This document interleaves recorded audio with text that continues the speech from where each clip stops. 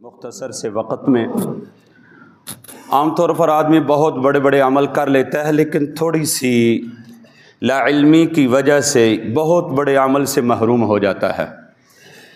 روزہ بہت بڑا عمل ہے، لیکن تھوڑی سی اس میں غفلت ہے، ایک چیز کی ضرورت ہے، اگر ہم اس کی طرف توجہ کر لیں تو کمال کو ہم پہنچ سکتے ہیں۔ مثال کے طور پر شادی بہت بڑا عمل ہے، میرے آقا کا فرمان ہے نکاح نصف ایمان ہے، جس سے نصف ایمان کی تکمیل ہوتی ہے، لیکن ہم شادی کرتے ہیں، لاکھوں نہیں کروڑوں روپے بھی خرچ کر لیتے ہیں، لیکن اجر و ثواب سے ہم محروم ہو جاتے ہیں۔ وجہ کیا ہے؟ مقصد کا پتہ ہی نہیں، میں شادی کیوں کر رہا ہوں یہ پتہ ہی نہیں، بس ذہن کے اندر یہی بات سوار ہے میری شادی کرنے کا یہ مقصد ہے، دھوم دھام ہو، خوب پتہ چلے، میری شادی کرنے کا مقصد یہ ہے، خواہشات کی تکمیل، بس یہ پتہ ہی نہیں کہ میں شادی کیوں کر رہا ہوں، میں شادی اس لیے کر رہا ہوں کہ میرے اللہ کا حکم ہے، بس میں شادی اس لیے کر رہا ہوں کہ میرے محبوب کی سنت ہے، بس۔ ہمارے حضرت ڈاکٹر عبدالحی عارفی صاحب فرمایا کرتے تھے کہ میں کھانا اس لیے کھا رہا ہوں کہ میرے اللہ کا حکم ہے، بس اگر اللہ کا حکم نہ ہوتا میں کھانا نہ کھاتا، میں بھوکا ہی رہتا، میں کھانا اس لیے کھا رہا ہوں میرے نبی علیہ السلام نے کھانا کھایا ہے، میں اپنے نبی کے طریقے کو پورا کرنے کے لیے کھانا کھا رہا ہوں، اس لیے میں روزہ رکھ رہا ہوں، میں کیوں رکھ رہا ہوں، بس یہ بات عرض کرنی ہے۔ روزے کیوں رکھے جاتے ہیں؟ نمبر 1 کہ میں اللہ کا حکم پورا کر رہا ہوں، بس۔ کوئی بھی مزدور کام کرتا ہے،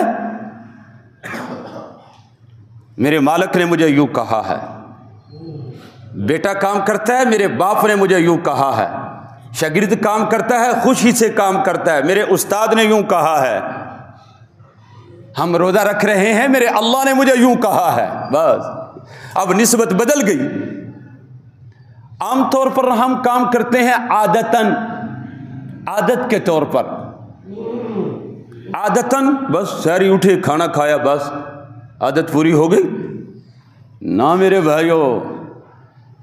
بھائیوں، اس نیت کے ساتھ کھانا کھائیں میں اللہ کا حکم پورا کر رہا ہوں، میں روزہ رکھ رہا ہوں، نبی علیہ السلام نے روزہ رکھا، صحابہ نے روزہ رکھا، اولیاء کرام نے روزہ رکھا، میں اس لیے روزہ رکھ رہا ہوں۔ ہاں، اگر یہ نیت ہوگی ہماری حیثیت بدل گئی۔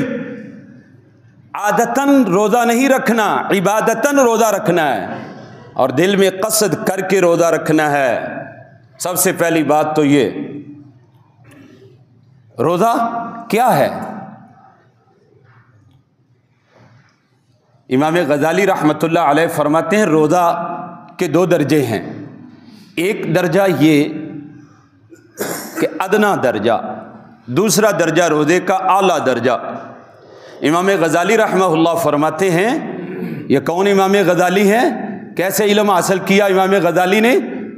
ابھی چھوٹے تھے، پتہ چلا کہ ہمارے علاقے میں، ہمارے شہر میں کوئی پڑھانے والا تو نہیں، لیکن دوسرے شہر سے ایک آدمی پڑھانے کے لیے آتا ہے۔ امام غزالی نے کہا، اگر اس استاد کو کہا اگر آپ کہیں تو میں آپ سے میں بھی علم سیکھ لوں۔ کہنے لگا نہیں، میں کسی فلاں بڑے کے پڑھانے کے لیے آتا ہوں، وہ برداشت نہیں کرے گا کہ اس کے بیٹے کے ساتھ آپ بیٹھ کر کے پڑھیں، اور میرے پاس اتنا وقت نہیں ہے کہ میں آپ کو الگ وقت دے سکوں۔ امام غزالی رحمہ اللہ نے فرمایا اچھا، جب آپ آتے ہیں ہمارے شہر میں اور پھر یہاں سے جاتے ہیں، جہاں تک ہو سکا میں آگے پہنچوں گا، اور وہاں سے آپ گھوڑے پر سوار رہیں، میں آپ کے ساتھ چلتا رہوں گا تاکہ آپ کے وقت میں کمی نہ ہو۔ استاد کے وقت کا بھی خیال رکھنا پڑتا ہے، تو میں چلتا رہوں گا اور آپ مجھے سکھاتے رہیں، جب پڑھا کے یہاں سے آپ واپس جائیں میں پیدل چلتا رہوں گا اور آپ مجھے سکھاتے رہیں۔ یوں امام غزالی نے علم سیکھا ہے۔ یہ امام غزالی فرماتے ہیں رحمہ اللہ، روزے کے 2 درجے ہیں، ایک ادنا درجہ اور ایک اعلیٰ درجہ۔ ادنا درجہ عوام کا ہے، आला दर्जा खवास के रोज़े का है। अदने दर्जे का रोज़ा क्या है? बस खाना पीने से रुके रहे, जमा से रुके रहे, बस ये रोज़ा है। ये अदना दर्जे का रोज़ा है। अवाम का रोज़ा ये है, खाने पीने से रुके रहे, जमा से रुके रहे, बस ये रोज़ा है। ये अवाम का रोज़ा है। खवास का रोज़ा क्या होता है? अल्लाह वालों का रोज़ा क्या होता है? वो सिर्फ खाने पीने से नहीं रुकते, वो आँख को गलत देखने से भी रुकते हैं, वो ज़बान से गलत बोलने से भी रुकते हैं, वो कानों से गलत सुनने से भी रुकते हैं, वो हाथों को गलत जगह इस्तेमाल करने से भी रुकते हैं, वो दिमाग को गलत सोचने से भी रोकते हैं, वो पाँव को बुराई की तरफ चलने से भी रोकते हैं। उनका रोज़ा ये है, ये कमाल दर्जे का रोज़ा है। रोज़ा सिर्फ यही नहीं है खाने पीने से रुके रहे और ज़बान से गीबत करते रहो, झूठ बोलते रहो, चुगली करते रहो। ना मेरे भाइयों, इससे रोज़ा ख़राब होता है। रोज़े की मिसाल यूँ समझें, जैसे कमरा है, एसी चल रहा है, एसी वाले कमरे में दरवाजे भी हैं, खिड़कियाँ भी हैं, रोशनदान भी हैं। हम दरवाज़ा भी बंद कर लेते हैं, खिड़की भी बंद कर लेते हैं, एसी चल रहा है। हम रोशनदान भी बंद कर लेते हैं, एसी चल रहा है। कोई सुराख कमरे का खुला हुआ ना रहे, कहीं कूलिंग ज़ाया ना हो, हम बंद कर लेते हैं। और अगर दरवाज़ा खुला रहे, कूलिंग गई, खिड़की खुली रही, कूलिंग ज़ाया।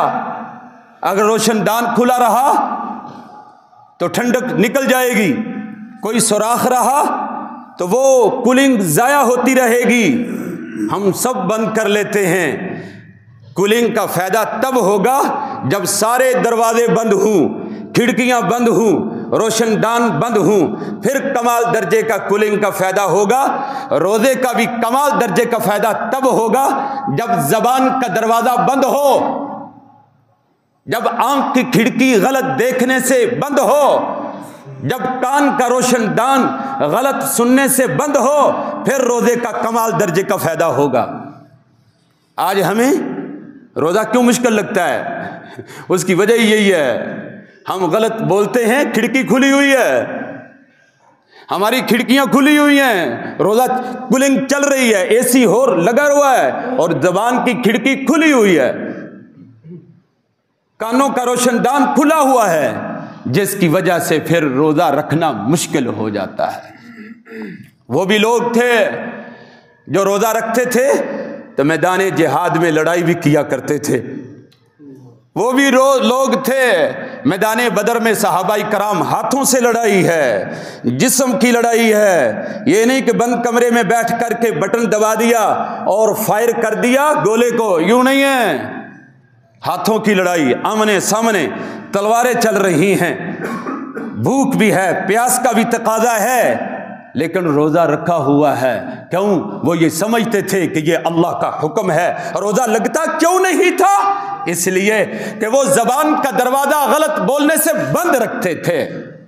हाँ, वो आँख की खिड़की गलत देखने से बंद रखते थे, वो कानों का रोशनदान गलत सुनने से बंद रखते थे, इसलिए रोज़ा उनको कुछ कहता नहीं था। रोज़ा, अल्लाहु अकबर, रोज़े पर मिलता क्या है? इनामात का इस्तेहज़ार करके रोज़ा रखना चाहिए। मजदूर मजदूरी करता है, उसको पता है मुझे शाम को 1200-1500 रुपया मिलेगा। मुलाजिम काम करता है, उसको पता है मुझे महीने बाद इतने 1000 रुपया तनख्वाह मिलेगी। वो शौक ज़ौक़ के साथ काम करता है, तो रोज़ेदार को भी ये शौक ज़ौक़ होना चाहिए और इस्तेहज़ार होना चाहिए कि मैंने रोज़ा रखा, मुझे रोज़े पर क्या मिलेगा, मुझे रोज़े पर क्या मिलेगा। हाँ, रोज़े पर अल्लाह मिलता है। रोज़े पर क्या मिलता है? हदीस में आता है, अस्सौमु ली व अना अज्ज़ा बिही औ कमा क़ाल अलैहिस्सलाम, रोज़ा मेरे लिए है। अल्लाह फरमाते हैं रोज़ा मेरे लिए है। अल्लाह फरमाते हैं रोज़ा मेरे लिए है, रोज़ा मेरे लिए है। अल्लाह अकबर। इसीलिए तो रोज़ेदार بھوک لگی ہوئی ہے پانی نہیں پیتا، اللہ کے لیے روزہ رکھا ہوا ہے، پیاس لگی ہے، بھوک لگی ہے، کھانا نہیں کھاتا، پیاس لگی ہے، پانی نہیں پیتا، کمرے میں بھی ہے، غسل خانے میں بھی ہے، پانی موجود ہے، نہیں پیتا، کیوں؟ اللہ کے لیے ہے۔ اس لیے ہر عمل کا اجر اللہ نے فرشتوں کے فرمایا کہ تم اس کا اجر لکھتے جاؤ، اس کا اتنا اجر، اس کا اتنا اجر، اس کا اتنا اجر۔ لیکن جب روزے کی باری آتی ہے اللہ فرماتے ہیں فرشتوں ہٹ جاؤ، اس کا یہ میرے لیے ہے، اس کا اجر میں ہی دوں گا، یہ روزہ میرے لیے ہے، اس کا اجر میں دوں گا۔ اور بعض علماء اس کو مجہول کر کے پڑھتے ہیں اس صیغے کو، تو فرماتے ہیں اس کا بدلہ کیا ہے؟ فرمایا روزہ میرے لیے ہے اور میں ہی اس کا بدلہ ہوں۔ اللہ فرماتے ہیں روزہ میرے لیے ہے اور اس کا بدلہ میں ہی ہوں، میں ہی روزے کا بدلہ ہوں، اللہ بدلہ ہے۔ کیا مطلب؟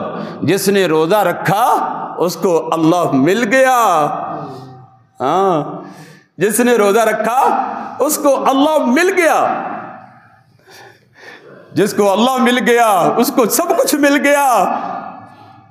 اللہ کو حاصل کرنے کے لیے روزہ رکھیں، اللہ سے مزدوری حاصل کرنے کے لیے روزہ رکھیں، عادتاً روزہ نہ رکھیں، دل میں ان چیزوں کا استحضار کر کے ہم روزہ رکھیں۔ ہم کرتے ہیں روز عمل لیکن استحضار نہیں کرتے، شوق ہی نہیں ہے، ذوق ہی نہیں ہے، مجھے یہ ملے گا، مجھے یہ ملے گا، مجھے یہ ملے گا۔ ذوق رکھیں۔ اس کی مثال یوں سمجھیں، ایک بادشاہ تھا اپنے شاہی محل میں بیٹھا ہوا ہے، بادشاہ نے اعلان کر دیا، خوش ہوا۔ یہ بادشاہ لوگ جب کسی بات پر خوش ہوتے ہیں پھر بڑا نوازتے ہیں لوگوں کو، اور جب ناراض ہوتے ہیں پھر گردنیں بھی اڑا دیتے ہیں۔ بادشاہ خوش ہوا، بادشاہ نے اعلان کیا میرے دربار شاہی میں جو کچھ ہے، جو کوئی جس چیز کو پکڑ لے گا، جس کا ہاتھ جس چیز پر آ جائے گا وہ چیز اسی کی ہو جائے گی۔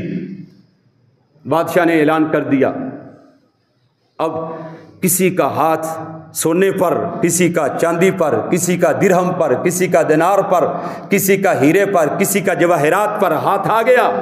ایک باندی تھی جو بادشاہ کو پنکھا ہلا رہی تھی، ہاتھ والا پنکھا، پرانے زمانوں کی بات ہے، ہاتھ والا پنکھا ہلا رہی تھی۔ تو بادشاہ نے کہا ارے پگلی آگے بڑھ، تو بھی کسی چیز کو پکڑ لے، تو بھی کسی چیز کو پکڑ لے، تو یہاں پنکھا ہلا رہی ہے۔ اس نے چپکے سے بادشاہ کے کندھے پر ہاتھ رکھ دیا اور ایک ہاتھ سے چلاتی رہی پنکھا۔ اس نے کہا او پگلی ابھی تو ادھر ہی کھڑی ہے، آگے بڑھ اور تو بھی کسی چیز کو پکڑ لے۔ کہنے لگی بادشاہ سلامت، آپ نے یہ کہا ہے دربار شاہی میں جو کچھ موجود ہے، جو کوئی جس کو پکڑ لے گا وہ اسی کا ہو جائے گا۔ میں نے آپ کو پکڑ لیا، آپ میرے ہو گئے، آپ کی بادشاہی میں جو کچھ ہے وہ سارا میرا ہے۔ مجھے کیا ضرورت ہے سونے کو پکڑنے کی، مجھے کیا ضرورت ہے چاندی کو پکڑنے کی، مجھے کیا ضرورت ہے درہم اور دینار کو پکڑنے کی؟ جب مالک میرے قبضے میں آ گیا تو اس کے قبضے میں جو کچھ ہے وہ سارا میرا ہو گیا۔ اس لیے جب روزے دار روزہ رکھتا ہے تو اس پر کون ملتا ہے؟ اللہ ملتا ہے۔ اس لیے آئندہ جب روزہ رکھیں تو کیا کریں گے؟ ہم یہ استحضار کریں گے، مجھے کیا مل رہا ہے، مجھے اس کا بدلہ کون دے گا، مجھے اس پر کون ملے گا، اللہ ملے گا۔ اور یہ روزہ اللہ کو بڑا محبوب ہے، یہ روزہ اللہ کو بڑا محبوب ہے، اللہ کو بڑا محبوب ہے۔ آپ اکثر فضائل اعمال میں یا ویسے علماء سے سنتے رہتے ہیں، روزے کی حالت میں منہ سے جو بو نکلتی ہے، بو، روزے کی حالت میں بھوک کی وجہ سے جو بو منہ سے نکلتی ہے، ہاں آج بیوی بھی اس کو پسند نہیں کرتی، بیٹا بھی باپ کے منہ سے نکلی ہوئی اس بو کو پسند نہیں کرتا، دوست بھی اس منہ سے نکلی ہوئی بو کو پسند نہیں کرتے، لیکن میرے آقا علیہ الصلوۃ والسلام نے ارشاد فرمایا جس کا مفہوم کچھ یوں ہے، روزے دار کے منہ کی جو بو ہے اللہ کو اتنی محبوب اور پسندیدہ ہے، مشک سے بھی زیادہ وہ اللہ کو محبوب ہے، مشک سے بھی زیادہ وہ بو جو روزے کی وجہ سے منہ سے نکلتی ہے اللہ کو محبوب ہے۔ اس لیے آپ نے سنا ہوگا علماء سے کہ موسیٰ علیہ السلام جب طور پر گئے نا تو وہاں جا کر کے روزے رکھے، 30 روزے رکھ لیے۔ علماء نے یہ لکھا ہے، ایک وجہ یہ بھی لکھی ہے، 30 روزے جب پورے ہو گئے تو اس دن مسواک کر لی موسیٰ علیہ السلام نے، منہ سے بو آ رہی تھی تو محسوس ہوا تو اس مسواک کر لی۔ اللہ نے فرمایا موسیٰ یہ مسواک کیوں کی ہے؟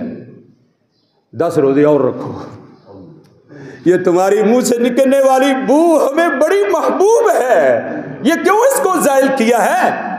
اس کو باقی رہنے دیتے، اب 10 روزے اور رکھو۔ یہ روزہ اتنا محبوب ہے اللہ کو، اس لیے روزے پر بدلہ کون دیتا ہے؟ ملتا کون ہے؟ اللہ ملتے ہیں۔ یہ استحضار کر کے ہم روزہ رکھیں گے۔ تیسری بات،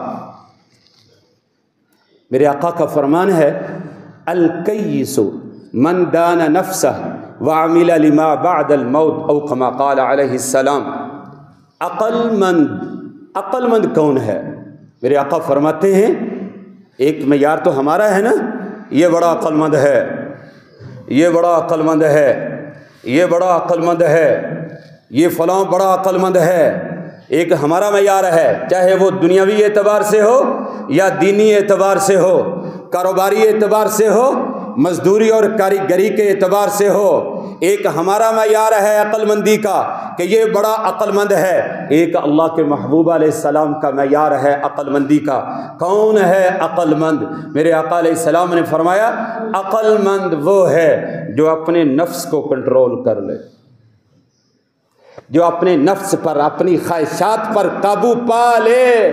میرے آقا فرماتے ہیں وہ عقل مند ہے۔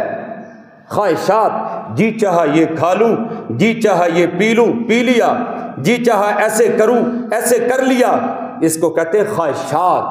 نفس خواہشات پیدا کرتا ہے، یوں بد نظری کر، بڑی خوبصورت عورت ہے، وہ یوں برا بول زبان سے، بڑا مزہ آئے گا ایسی باتیں کرنے سے۔ یہ نفس انسان کو ابھارتا ہے ان چیزوں پر۔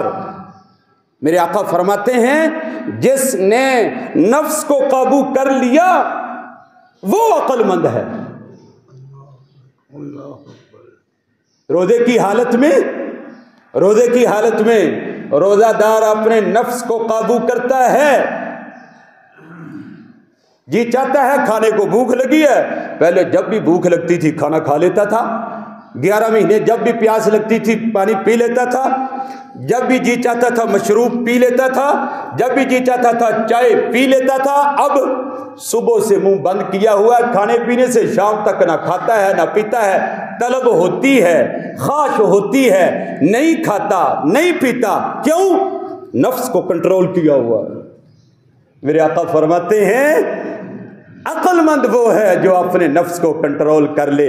اللہ رب العزت جل شانہ نے، اللہ رب العزت نے روزہ مقرر کیا اس لیے کہ روزے کی وجہ سے میرے بندے اپنے نفس اور خواہشات کو قابو میں کر لیں گے تو یہ عقل مند بن جائیں گے۔ اللہ ہمیں عقل مند بنانا چاہتے ہیں۔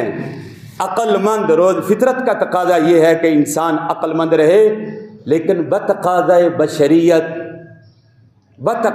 بشریت انسان کی خواہشات اس کی عقل پر غالب آ جاتی ہیں۔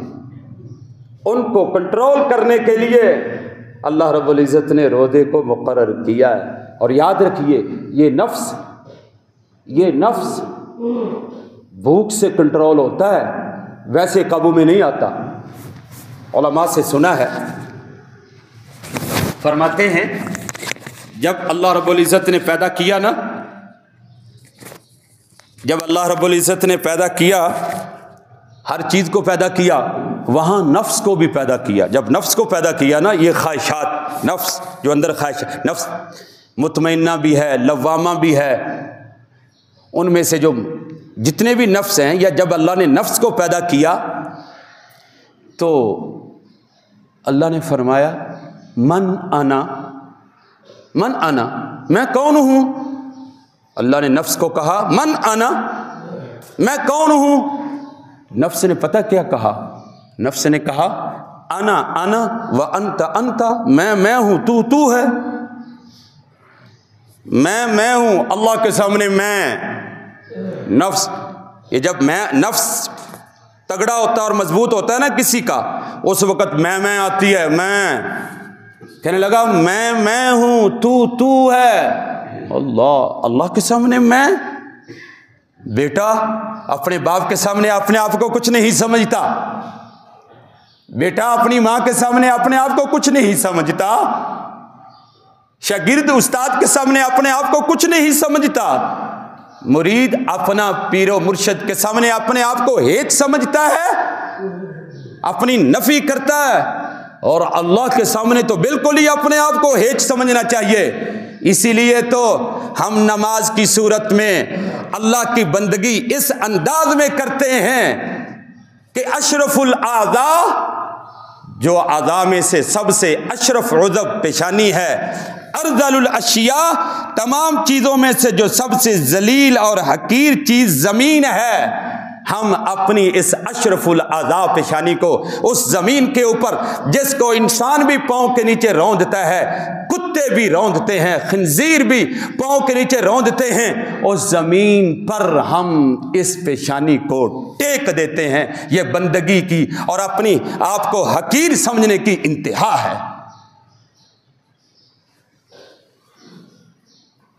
اپنی ذات کو، اپنی حیثیت کو اللہ کے سامنے مٹا دو، یہی کمال ہے۔ من تواضع للہ رفعہ اللہ، جو اللہ کے لیے جھک جاتا ہے اللہ اس کو بلند کر دیتا ہے۔ تو نفس، جب نفس ہوتا ہے نا، جب نفس غالب آتا ہے، زبان غلط بولتی ہے، آنکھ غلط دیکھتی ہے بیگانوں کی، تو کیا اپنے گھر کی عزت بھی اس سے محفوظ نہیں رہتی جب نفس غالب آ جاتا ہے؟ ہاں، ماں کی بھی بے ادبی کر بیٹھتا ہے، ماں کی بھی نافرمانی کر لیتا ہے۔ جب نفس غالب آتا ہے، عقل مغلوب ہو جاتی ہے، تو پھر سوچتا ہی نہیں، عقل جو مغلوب ہو گئی کہ یہ تو میرے لیے جنت ہے، یہ باپ تو میرے لیے جنت کا دروازہ ہے، یہ ماں کو دیکھنا تو ایک حج کا ثواب ہے، ماں کے پاؤں کے نیچے تو جنت ہے۔ اب عقل نہیں سوچ رہی، وجہ کیا ہے؟ نفس غالب ہے، بس نفس کے پیچھے چل رہا ہے۔ وہ ایک نوجوان تھا نا، کسی عورت پر فریفتہ ہو گیا، کہنے لگا، عورت نے کہا کہ اچھا مجھے چاہتے ہو تو میرے اور تیرے درمیان ایک رکاوٹ ہے، اس رکاوٹ کو ہٹا دو۔ کیا؟ تیری ماں۔ اب خواہشات غالب تھی، عقل مغلوب تھی، تو اس در پہ ہوا کہ ماں کو راستے سے کیسے ہٹاؤں۔ اس نے کہا تھا کہ ماں کا سر لے آؤ، بس میں تیری۔ اب ماں کو راستے سے ہٹانے کے لیے ماں کے سر کو جسم سے جدا کر دیا، کپڑے میں لپیٹ کر لے کر کے اپنی محبوبہ کے پاس جا رہا ہے، اور جا کے کہا، لو جو میرے اور تیرے درمیان رکاوٹ تھی میں نے اس کو راستے سے ہٹا دیا۔ میں عرض یہ کر رہا ہوں، جب خواہشات غالب ہوتی ہیں تو اپنی جنت پہ بھی ہاتھ اٹھا لیتا ہے، جب خواہشات غالب آتی ہیں تو اپنی جنت کو بھی ٹھکرا دیتا ہے، جب خواہشات غالب آتی ہیں تو جنت کے دروازے کے باب کو بھی بند کر لیتا ہے جب خواہشات غالب آتی ہیں۔ اللہ یہ چاہتے ہیں کہ میرے بندے کی خواہشات مغلوب ہوں اور عقل غالب رہے۔ اس عقل کو غالب رکھنے کے لیے اللہ نے روزے کو مقرر کیا ہے۔ تو نفس نے کہا انا انا و انت انت، میں ہوں، تو ہے، اللہ نے فرمایا اچھا میرے سامنے میں کرتا ہے؟ فرمایا پکڑو اس کو اور اس کو جہنم میں ڈال دو۔ جہنم میں ڈال دیا گیا، جلتا رہا جلتا رہا۔ فرمایا نکال کر کے لاؤ، نکال کر کے لایا گیا۔ فرمایا من انا، میں کون ہوں؟ نفس کہنے لگا انا و انت انت، میں ہوں تو ہے۔ ابھی بھی جہنم میں جلنے کے باوجود بھی میں ختم نہیں۔ یہ جو میں ہوتے ہیں نا، میں اور تو پتہ نہیں میں کون ہوں، یہی کراتا ہے اور تینوں پتہ نہیں میں کون ہوں، یہی کراتا ہے، یہ نفس ہی کراتا ہے۔ اللہ نے فرمایا پھینک دو پھر اس کو جہنم میں۔ جہنم میں جلتا رہا، پھر نکالا تو فرمایا لاؤ اس کو، لایا گیا۔ فرمایا من انا، اللہ نے فرمایا میں کون ہوں؟ کہنے لگا انا و انت، کے باوجود بھی اس کی میں ختم نہ ہوئی۔ اللہ نے فرمایا اچھا اب یوں کرو، اب اس کو بھوکا رکھو، اب جہنم میں نہ ڈالو، اب اس کو بھوکا رکھو، اس کی خواہشات پوری نہ ہونے دو، اس کو بھوکا رکھو، اس کی خواہشات پوری نہ ہونے دو، بس اس کو بھوکا رکھو۔ بھوکا رکھا گیا، خواہشات پوری نہ ہوئی۔ فرمایا اب لاؤ اس کو۔ اب جب لایا گیا اللہ کے سامنے تو اللہ نے فرمایا من انا، میں کون ہوں؟ تو کہنے لگا انت انت انت انت، تو ہی ہے۔ تو یہ میں کس نے ختم کی؟ بھوک نے۔ میں کس نے ختم کی؟ خواہشات کو ختم کرنے نے میں کو ختم کر دیا۔ اللہ بھی یہ چاہتے ہیں میرے بندے کا نفس کنٹرول میں رہے، اللہ یہ چاہتے ہیں میرے بندے کا نفس کنٹرول میں رہے، اس لیے روزے کو مقرر کیا۔ اور ہمارا تجربہ ہے روزے کی وجہ سے نفس کیا ہوتا ہے؟ حرام چیزیں تو حرام، ہم روزے کی حالت میں حلال بھی استعمال نہیں کرتے۔ حرام کی طرف بد نظری کرنی تو بڑی دور کی بات ہے، روزے کی حالت میں تو جہاں حکم ہے خواہشات کے ساتھ دیکھنے کا ادھر بھی نہیں دیکھتے، کنٹرول ہو گیا۔ اللہ بھی یہی، اس لیے اللہ نے روزے کو مقرر کیا۔ تو میں نے عرض کیا روزہ کیوں رکھتے ہیں؟ یہ نیت دل میں کیا کریں، اللہ کا حکم ہے اس لیے رکھتے ہیں۔ یہ ہر روز استحضار کیا کریں، اللہ کا حکم ہے اس لیے رکھتے ہیں۔ روزہ کیوں رکھتے ہیں؟ اس پر اللہ ملتے ہیں اس لیے روزہ رکھتے ہیں۔ روزہ کیوں رکھتے ہیں؟ اللہ اس پر اجر عطا کرتے ہیں اس لیے ہم روزہ رکھتے ہیں۔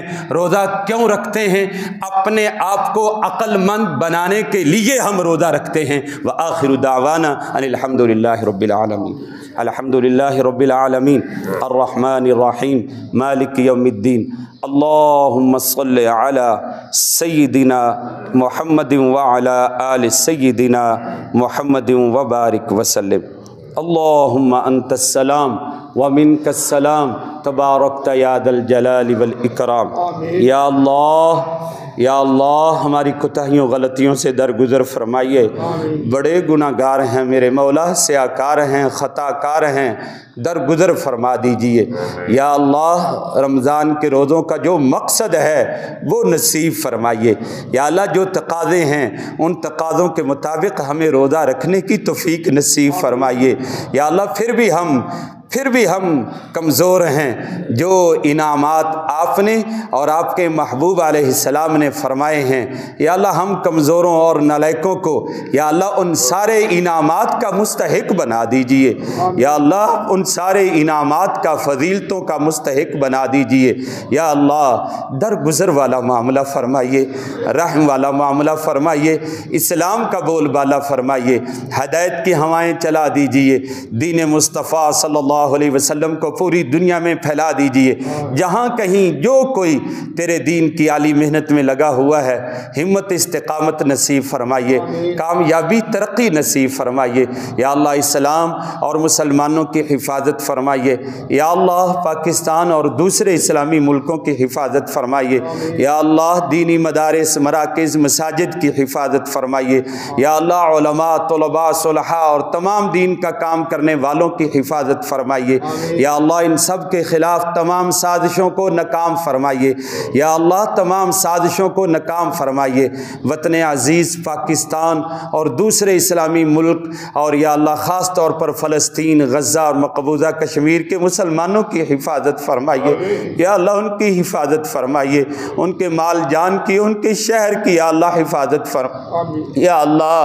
یا اللہ ان کی ضرورتوں کو اپنے فضل سے پورا فرمائیے۔ یا اللہ ان کے خلاف جتنی بھی سازشیں ہیں یا اللہ یہود و نصارہ اور ہندوؤں کی اور ہر باطل کی سازش کو ناکام فرما دیجئے۔ یا اللہ مسلمانوں کو بیداری نصیب فرمائیے۔ یا اللہ ان کی ہمدردی اور تمام مسلمانوں کی ہمدردی نصیب فرمائیے، ایمانی غیرت نصیب فرمائیے۔